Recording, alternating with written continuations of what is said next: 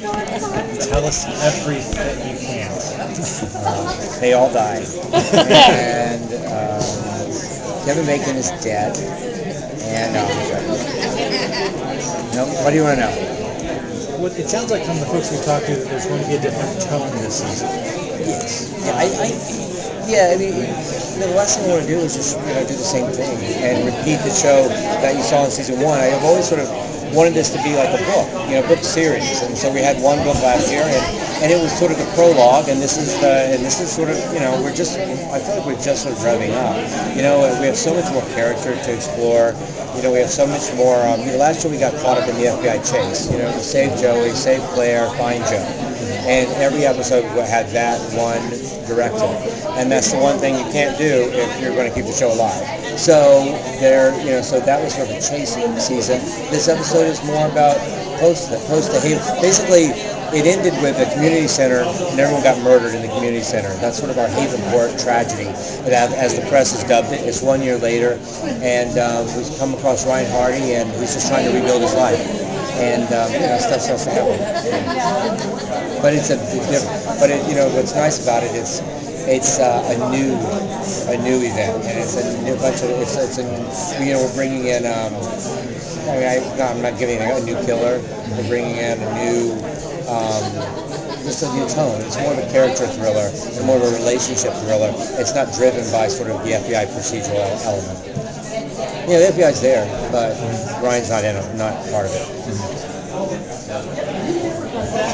How does bringing in a new killer, bringing in a new tone, change how you approach writing for James? Because obviously James' series coming back, whatever capacity, we don't know. What's nice is you can have all of these engines running at once. You've got Joe Carroll's storyline, you've got Ryan Hardy's storyline, you have Emma, you've got some new people. And we have not just villains, but we also are bringing in some new characters.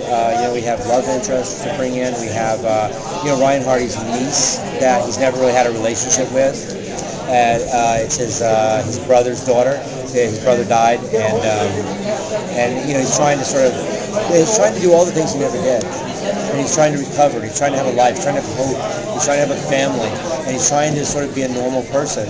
And of course, we'll realize that that's just something Ryan Hardy is probably not good at. I know there was a question about whether or not Claire's character would be brought back, and we know that Elizabeth's coming back. Is there anything at all that you can tease about? Well, she's coming back to finish off the storyline. Okay. So we might not see her forever, but there'll be a conclusion to that. There's a conclusion to it, and what's nice is we do flashbacks, and so we can always see her. We can always have her part of the show. And I think she is someone that Ryan, someone that Ryan really was vulnerable with and loved very much. And so, he'll always be haunted by her in some way or shape or form. So I think, she will definitely play. Her character plays into this show probably forever in a lot of ways, and maybe she will or won't.